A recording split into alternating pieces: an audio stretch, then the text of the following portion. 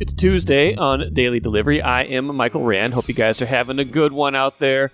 Staying warm. I know I talk about weather sometimes in the intro here. Very Minnesotan, very Midwestern of me. I can't help it. It is cold outside. We do what we can, right? We're getting through it. I can see, I'm a sucker for the extended forecast. They're pretty good about knowing these things these days. And few days from now, it'll start warming up again. We got some temperatures in the 30s again next week. So there you go. Well, it's okay. It's just, you don't have to be outside for that long. Just get out for a little bit. It's okay. And luckily for you, you have a podcast to listen to, whether you're outside, inside, whatever it is. This show, a good one. Chris Hine joins me in a little bit to talk Timberwolves. It's kind of like setting the stage for where they are right now. Had that little lull in their season where it seemed like they were kind of, just kind of not losing interest, but just kind of one of those natural dips, kind of a long stretch of road games, things like that, where they weren't at their best. Seems like they've come out of that in good shape and now are on the other side of things, still have the best record in the West, still looking like a team that could be very good down the stretch. But we'll examine also what they might want to do at the trade deadline. It's just a few weeks from now. February 8th is the trade deadline in the NBA. What could the Wolves add, specifically maybe offensively speaking, maybe in the second unit to kind of help bolster their chances in the postseason? We'll get to some local results at the end of the show as well. Not a good night for Gopher men's basketball, but a much better night for the Gophers. For the Wild. They finally snapped their skid, got themselves back on the right foot. So we'll get to that at the end of the show. First, though, what did I miss? I want to talk NFL now that we saw all the results from the wild card weekend. Two things stand out to me. Number one, what in the world happened to Philadelphia? Everybody's asking this question. They were 10-1 at one point this season, cruising along in the NFC race, looking like they were going to get home field. Had the best record in the league. And I say 10-1, looked invincible. The team that went to the Super Bowl last year, they were close to winning it last year, and looked like they were on track again this year to be that team.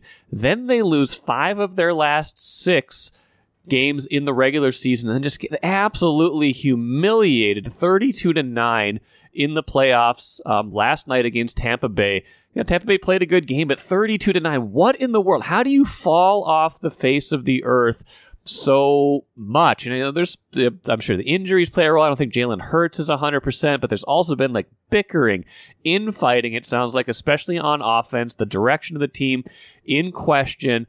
Nick Sirianni, the head coach, taking a lot of the heat, wondering if that's going to keep up or if they're going to have to make a change there.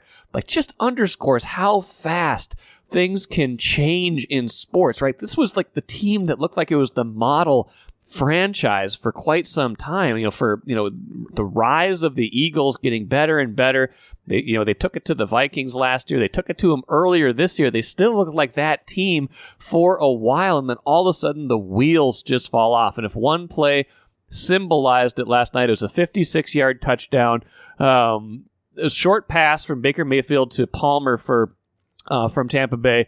Like 3 or 4 missed tackles, bad angles, guys not wanting to get in the way of him, and he just takes it to the house early second half. Really didn't clinch the game, but it really kind of told you, okay, this is how the rest of this game is going to go. I think it made it 25-9 at the time. 32-9 is your final. So I'm just trying to get a handle on this. I'm sure Vikings fans who detest the Eagles, who still have the battle scars from NFC title game, 6 years ago, things like that. There's no love lost here. There's no sympathy for Philadelphia, which, kind of seemed like it had cracked, had the cheat code for a while with Jalen Hurts, rookie contract, cheap young quarterback, winning a bunch of games, things like that. And then, his future is a little bit questionable, even though now they've got the contract with him now. And it's just, how does this happen to a team? How do you go from that good to that bad? Sports are still a mystery to a certain degree. How teams can lose it so quickly, get it back so quickly in some cases, momentum, confidence, injuries, everything that we take for granted in sports. You realize when a team just goes in the complete tank like this, you start to understand just how fragile it can be, just how small the margins are, even if the margins look big. And for Philadelphia, it certainly became that in the playoffs and down the stretch of the regular season. Now, the other thing that stands out to me, now that we have 8 teams left, the quarterbacks remaining in the playoffs are an interesting hodgepodge, especially as we consider the Vikings and what they might do this offseason. The upshot is that of the 8 remaining teams in the playoffs, 7 of them are quarterbacked by former first-round picks. The AFC very much kind of by the book. By the way, the other one is Mr. Irrelevant, the last pick in the draft, Brock Purdy from the 49ers. But I want to talk about the AFC first. The AFC very much by the book. All 4 of these guys, Josh Allen, number 7 overall in the 2018 draft. Patrick Mahomes, 10th overall in his draft. C.J. Stroud, number 2 just this year. And Lamar Jackson, the last pick of the first round in 2018. There's 3 2018 quarterbacks in this draft, in this playoff still, by the way, including Baker Mayfield of Tampa Bay. So those guys are all still with their original teams. All of them, picked. Their teams have benefited from their rookie contracts, and now they're on, except for Stroud, all of them are on second contracts or third contracts, getting paid the big bucks to be the quarterbacks now.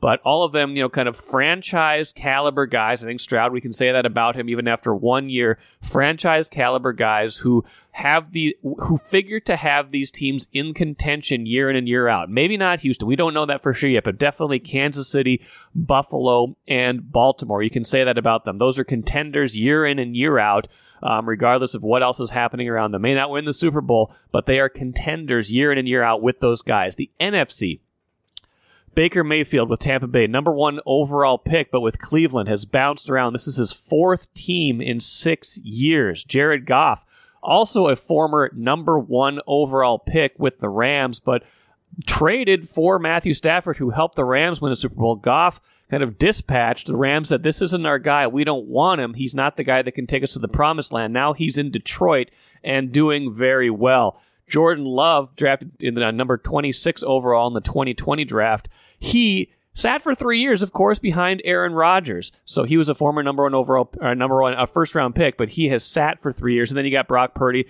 the last pick of the 2022 draft, who is now one of the better quarterbacks in the league and excelling for the 49ers. So 7 former first-round picks. Some of them have bounced around, though, or had to wait their turn. Other guys, a more traditional path. What does this tell us about the Vikings? What does this tell us about what they should do this offseason? I don't know if it tells you one thing, but if you just look at the bigger picture of it, it does tell you that 7 of the 8 remaining quarterbacks are former first-round picks. Now, the trouble is, 2 of them number 1 overall picks, 1 of them a number 2 pick, even Josh Allen at number 7. Those are hard spots for the Vikings to get to from 11. Certainly the 1s and the 2, hard to get to from there. The other guys, 32nd overall, 26th overall, 7th and 10th, that's kind of in the Vikings range. Maybe they can, certainly they can get to 10th from 11th, or that's right in their range if they pick the right guy, if the right guy falls to them, or if they, get to a spot where they want to get him. And then Purdy. I guess what it tells me is 2 things. A,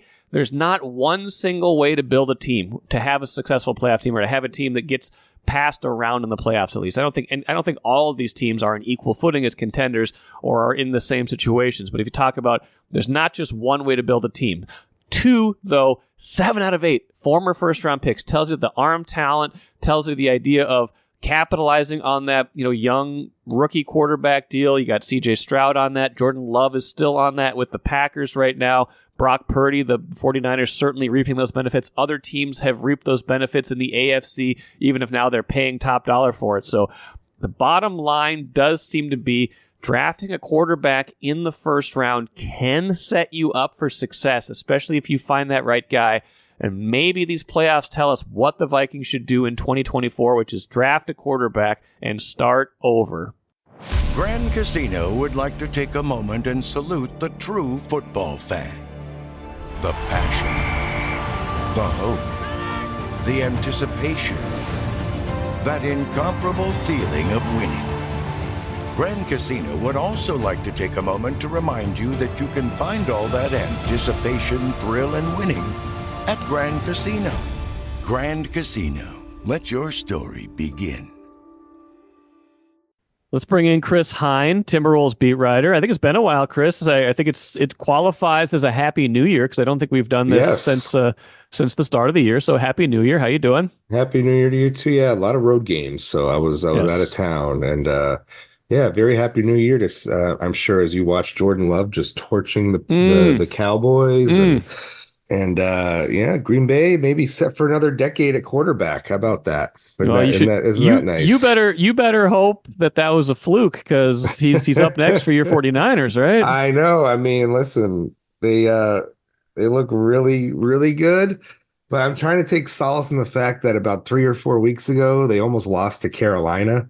So I'm hoping that that version of Green Bay is still somewhere in there, They, and maybe shows yeah, up on Saturday. they've been streaky, although Aaron Jones does add a new dimension to them now that he's healthy. But we are not here to talk about NFL Yes. playoffs, although that was a nice interlude. NBA. Timberwolves still leading the West. A good win Sunday against the Clippers. They got a nice welcome home from the Trailblazers on Friday. That was like the perfect welcome home gift Perfect after soft landing, you after could like those say. tough Yeah. road games. That Yeah. game of the stretch of 16 in a row against all those good teams. They just lost that tough one against Boston. It's like, hey, how about one of the worst teams in the NBA? They're on a back-to-back, and they just got lost by 60 plus points to Oklahoma City. So that was a nice soft landing for them. And they, to their credit, unlike last year, took care of business. And that seems to be there's a lot of things different from last year, but just the business-like nature of being able to handle these bad teams is can't be taken lightly. No, 100%. It's why they are competing for the top seed in the Western Conference. Yes, they've had some nice wins like they had against the Clippers on Sunday night. They've beaten Denver, they've beaten Boston, Oklahoma City. But really, you pile up the wins by beating the teams that you should beat. And this is what they've done this year that they weren't able to do last year. And I was looking just kind of at the schedule overall after that Portland game. And, you know, they have coming up on their schedule a lot of teams that are in the bottom six of the league. That includes this next set of games here Wednesday and Thursday. They go to Detroit, and then they come home for Memphis, who is going through a season from hell like no other, I feel like right now. Like Memphis was good for like 2 weeks when Ja When came Ja was back back, but from now his Ja's suspension. Now he's hurt. out for the year with a shoulder Marcus injury. Smart is hurt again. Desmond Bain is out now. It's like awful, just awful. What's happened to the Grizzlies from that perspective. But the Wolves are now 28-11. They still have, I think, it's 12 games against the bottom six teams in the league the rest of the way. So if you could take care of business in those 12 games, let's say 9-3, right? That gets you up to 37 wins, Yeah. right? If you just go 500 the rest of the way, you're Against looking the at other like teams, yeah. 53-ish wins, right? Give or take one And or that's two. that's like bare minimum, right? Like that's Right. like that's I Right. don't know that's not necessarily like worst You case could go, you scenario. could go, you could go 11-1 against these 12 teams. Right. You could go 12-0. And you can could go play, better than 500 and you against can the go better rest than too. 500 against the rest. So Denver, I think it was 54 wins that got Denver the 1 seed last year. So you're talking about a record that is in the mix for the 1 seed. The only problem is Oklahoma City doesn't seem to be going away. Yeah. Oklahoma City, if you look at just Tankathon, which is an imperfect metric for schedule strength, because all it factors in is remaining opponent win percentage, but at least it's something. Oklahoma City still has a pretty easy schedule too, the rest of the way. So I think it's going to be really the Wolves and Oklahoma City kind of toggling back and forth for the rest of the season. It seems like Denver, I feel like Denver will be there just because they're so good. But I do feel like Denver's kind of in a mode of like, let's just get to the finish line healthy with a decent seed, and then we'll turn it on in the playoffs. Yeah, for teams like the Wolves and the Thunder, it matters, right? Like they've still got enough to prove. They've got, young enough players, even though I wouldn't say the Wolves are young by any stretch anymore, but, two of their core players, Edwards and McDaniels, are still pretty young and, wanting to prove themselves. Like they will play their guys. I know Gobert and Conley sat the back half of that back-to-back and didn't play in Boston, but by and large, these guys are playing back-to-backs. They're trying to win every game, whereas, teams like Clippers, teams like pretty much every other contender in the West, they being top 4 matters somewhat to them. Being top 6 certainly matters, but gunning for the top seed or making sure they're winning every game at the expense of being fatigued at the end of the year, they're just not going to do that because they know the value of it. No, they don't. And that's why it's like the Clippers last night is a good example. Like they've got everybody healthy right now. And Yeah. they look really good, right? But it's still mid-January. Those guys seem to go in and out of the lineup a lot. So I know that they're kind of making a push for that top seed now, but it's just I wonder about the ebbs and flows of the season, the ankle tweaks and the knee bruises and this and that, affecting those guys overall. Same with Phoenix, who's had trouble staying healthy all season. As well, we've seen some of the traditional powers just falling off through either questionable roster construction and or age catching up to them. So this is the time. This is the moment. And yeah, the Wolves, I think to their credit, have recognized this and are not wasting it.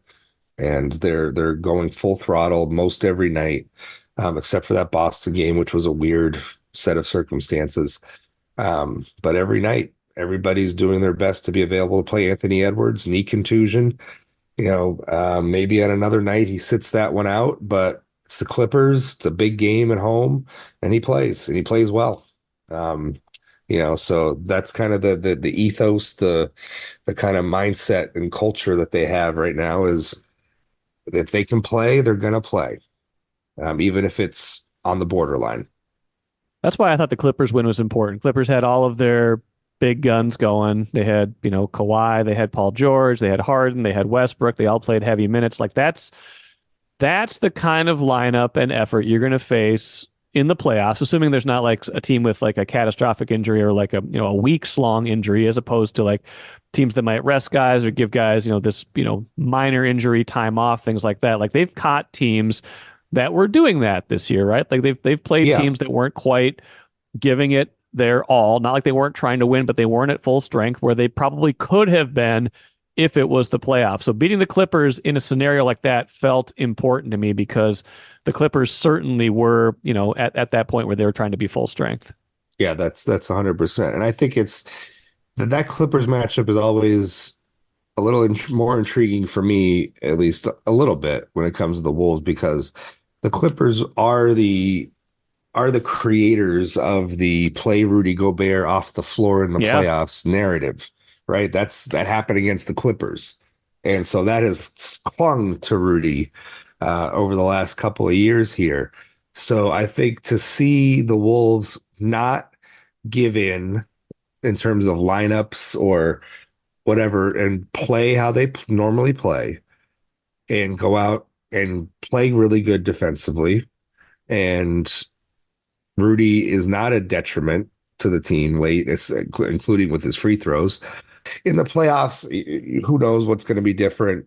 Who knows what matchups might look like with another team? But with that specific team who employed that strategy to great success a few years ago, I think it's just encouraging to see that, when a team can go small with the kind of talent that the Clippers have, the Wolves can more than hold their own in that situation.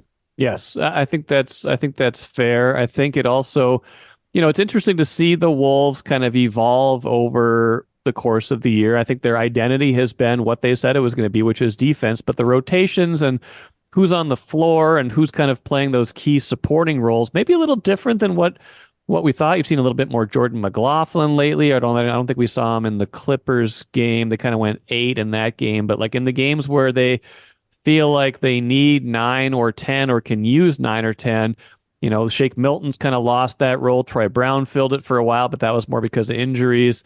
Kyle Anderson hasn't quite had the year I wanted him to have, but he's still valuable. How do you kind of see those kind of the rotations as they are now versus maybe what we thought at the start of the year. Yeah, I think, the Shake Milton signing hasn't been what they envisioned just because I think they had really high hopes offensively, for his ability to score. Um, you know, Never say never, and we've seen guys emerge from the bench to being rotation players, and Right. that could still happen. It's a long season, so you never say never. Um, but yeah, I think the fact that they haven't found a consistent ninth guy in the rotation is a little surprising. It's not that surprising that role fluctuates minutes wise on a night to night basis, just based off of Finch's history a little bit. Um, they are trying to win these games, right? To our point before, the guys are playing a lot of minutes, um, and he's shortened the bench a lot of times. And so it is very much like a playoff like feel where the playoffs, you really shorten the bench. Um, 8 guys is usually the max of a playoff rotation. So it is very much like a playoff feel when you get in these close games, and Finch is just kind of rolling with the 8 guys he really trusts right now. And they have that kind of solid 8. And I wonder how it pertains to, the trade deadline, which is coming Yeah. up next month, less than a month away. Um, I'm not sure kind of what they're seeing. And this front office tends to keep things pretty close to the vest when it comes to potential moves. But I think they realize that they could probably use a little more offensive pop, whether that come in the form of shooting, whether that comes in the form of somebody who can go out and get their own bucket. It's kind of I think one of those areas could be a potential target at the deadline for them. Um, and there's not a lot they have in terms of assets to wheel and deal with. But there's some things that they might be able to use.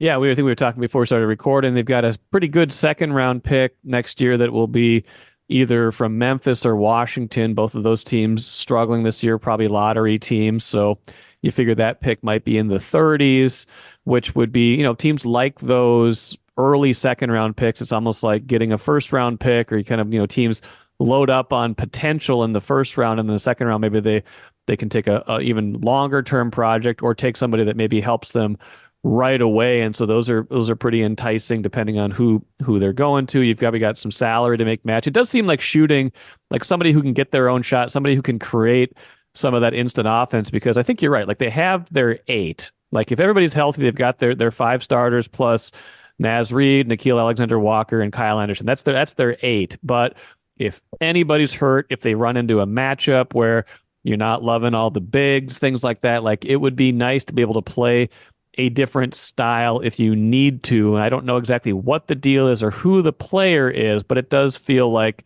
that's what you might be thinking about getting. Now, the downside is that probably is not a great defensive player or something like that. It's hard to find a great like two-way player unless you just get like that sweet spot of that 3-and-D kind of guy, but then it's probably just more of a spot-up shooter and not a offensive creator. So yeah, they might be limited in what they can do. I like their roster as it is, but they might be a little bit limited in what they can do or even what they really need.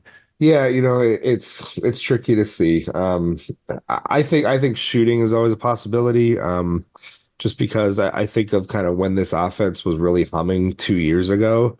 Um, you had like Torian Prince and Malik Beasley shooting really well, playing off of kind of the traffic that Yeah. Anthony Edwards and Karl Anthony Towns would attract. So I think a shooter could work well here. Tim Connolly, you never know. But I think he might want to dip back to some of his days in Denver if he's looking around the league. There's maybe some trust there with guys he's acquired in the past. Like a Bones Highland from the Clippers, for instance, who's not really playing. Um, but who knows if another contending team is going to Sure. want to help out the Wolves, in that scenario. So yeah, that's a part of this job that I always hesitate to do, is to throw around reckless name trade Right. speculation, because I often, when we see trades actually being done, the guys that are heavily talked about, usually a lot of them end up not being dealt to the teams you think, and then teams acquire guys that you didn't think were on their radar. So it's always a kind of a fool's errand to really throw names out there and things like that. Yeah, I mean it's fun. It's part of the speculation business, but it's much easier and Mhm. probably much more practical to try to identify like what we're doing right now, like identifying need and not worrying so much about the name, right? Like you Right. so much of the 100%. trade comes down to availability, it comes down to, what's happening with that other team, what another team can offer, things like that. Like you can't just make a trade magically happen. But, if the conversation at the start of the year was, man, what are they going to do at the deadline? Are they going to have to kind of cut bait if they don't like where they're headed, or if they feel like the salaries are going to become untenable? That is not the conversation right now. The conversation is how do they make themselves better? How do they build on what they have? And any other kind of lingering questions can be dealt with in the off season.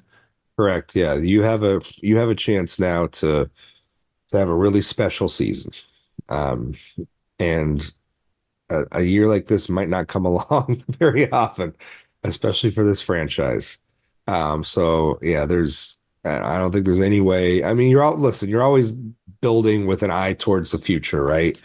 But you know, this is your chance to really go for it. It's right now. It's happening right now. And with the looming cap tax questions coming in following years, that might get a little harder next year. Not impossible, because every team is going to be facing the same difficulties. But right now, you have a team that can go for it while not going into the luxury tax. And yeah, you should take full advantage of it. And if there is a move that costs you that second round pick, or maybe one of your young guys, I feel like you should probably go for it. Yeah, you do. Final thing. I mean, it seems like they had like that little lull, like post. I was after the Sacramento win, and then into a couple weeks into the post after that win and into 2024. Seems like they kind of came out of that. They've had some good wins lately. The Clippers win. They played well against Boston. The night before that, they had won already in Orlando, which is not easy this year. Do you just chalk that up to every team's going to go through a lull? It seemed like maybe Edwards was trying to figure some things out, like how aggressive, how much to pass, things like that. Like what was that, and did they come out of it? I think they've come out of it. I think it was such a hectic schedule. It was a lot of travel. I did the math for one of my stories during it, and over the course of about 3 weeks or whatever it was that stretch was, maybe 3.5 weeks, they logged 17,000 That's a miles. lot. That's a lot of air miles. And listen, I know the excuses, first class chartered flights, this and that, five-star hotels, right? When you have to go out and play, sometimes the very next night, I'm sorry, it has an effect on your body. Yeah. And being able to be home and having a day or two of rest, being able to sleep in your own bed. As somebody who travels during Uh-huh. those circumstances, I feel it on my body. Sure. Of So if I'm feeling it, what the hell are they doing when they have to go? course. Some of these Yeah. guys have to go and play 35 minutes a night, right? So I know people don't like to hear that, but it's a very real thing when you're navigating an 82 game season. The wear and tear, the fatigue on your body is going to play a factor some nights. It just is. I'm sorry, it is. So I think there was a little bit of that in that 16 game stretch, was they Well, were just worn down a little bit. It happens. They can get it back. They play, this stretch now. They go to Detroit on Wednesday, but overall they're playing 5 out of 6 at home. And look what happened Sunday night when they were home for a little bit. They get to be home, sleep in their own beds, see their families, whatever. They come out and they play like we know they're capable of playing. They're able to kind of hit that high level of play, that bar that they've set for themselves earlier in this season. I believe they routinely lead the league in air miles just because of right in the middle of the It's country. usually them or Portland. Yeah, Yeah, and yeah. they're in the Western Conference, so they always have to travel west to go, to on the road. They get a lot of those West Coast games, and flying west it's just further than it is to fly east from here. Like a flight to LA is like 4 hours. A flight to New York is like a little less than 3. Like it's just further to get most of those places on the west. So it does probably add up for them more than anybody, but it does seem like they came through it. And, almost at the halfway point of the season, I think, any lingering skeptics have to be kind of on their last legs at this point. Like, this is a good team. I don't know quite how good yet. Like, we don't like playoff good, but this is like a great regular season team right now. It's a great regular season team. They have their issues that they need to work through. They've been very good in the clutch, but I don't think of late their late game offense and decision making has been very good. That's a good way to put it. They even last night or Sunday night against the Clippers, there were some turnovers and things. Like they let the Clippers kind of sort of back in that game because of some questionable decision making. So they need to shore that up right now, and they need to shore it up come April when that rolls around here. I think they can, because I think earlier in the season it was much better. So they need to just kind of get back to what they were doing then. Defensively, they look great.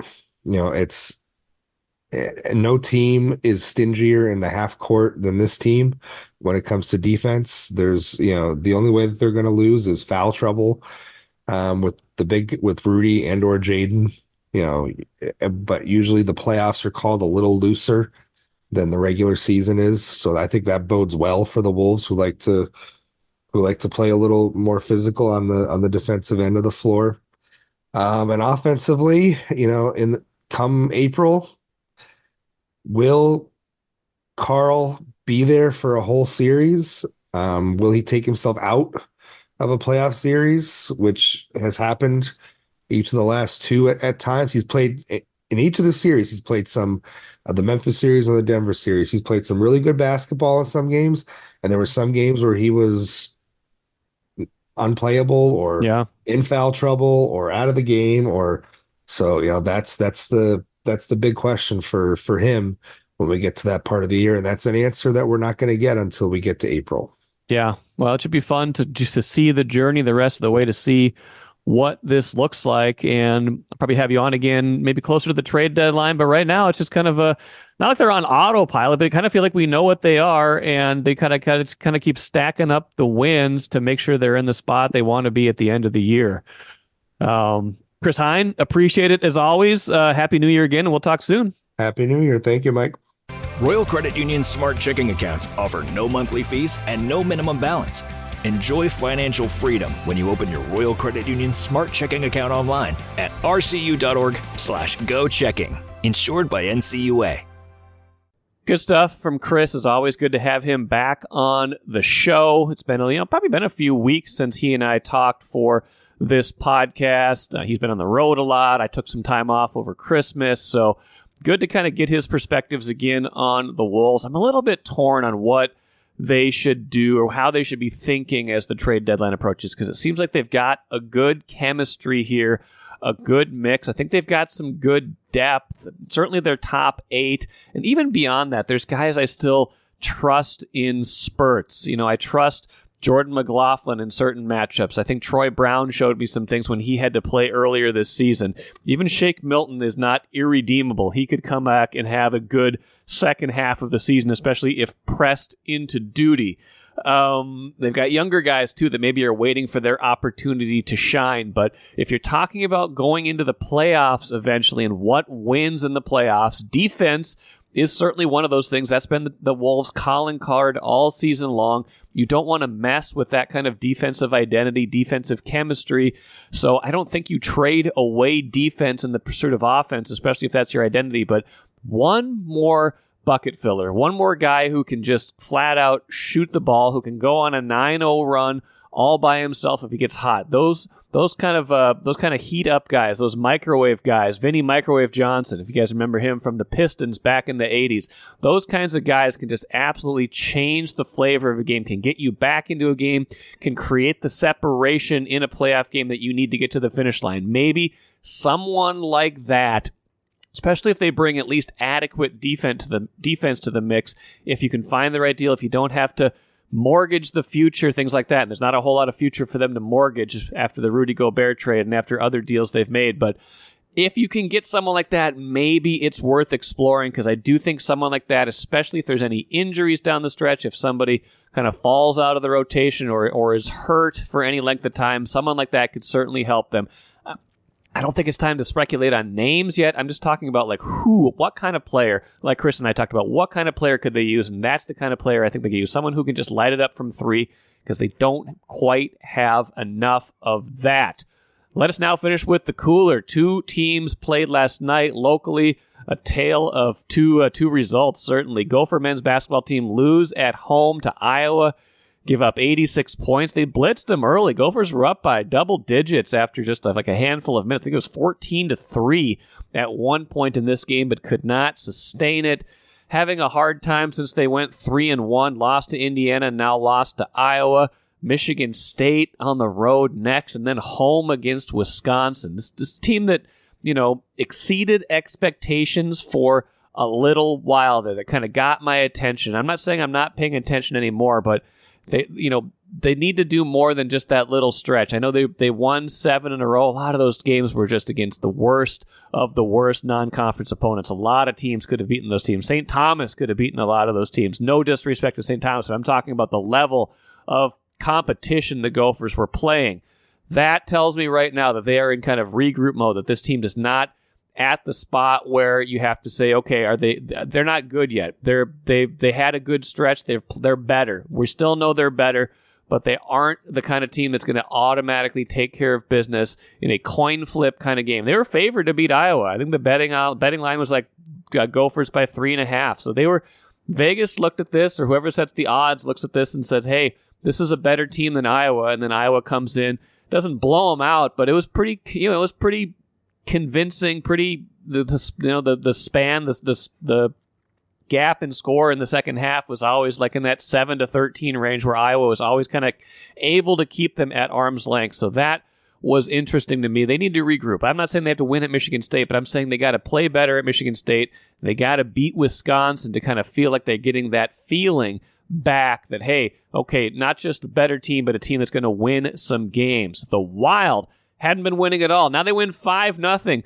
I'm happy for Marc-Andre Fleury. He finally passed Patrick Waugh for second place on the all-time victory list in that 5-0 win. He gets it in a shutout. It's great, tremendous honor, tremendous guy. I'm happier, though, for the rest of us who no longer have to hear this storyline for the rest of the year. I know I've harped on it. I know it's a little bit of a pet peeve. I know I probably shouldn't care this much about it, but man, I just have not cared all that much about this pursuit of second place. Good for Fleury, though.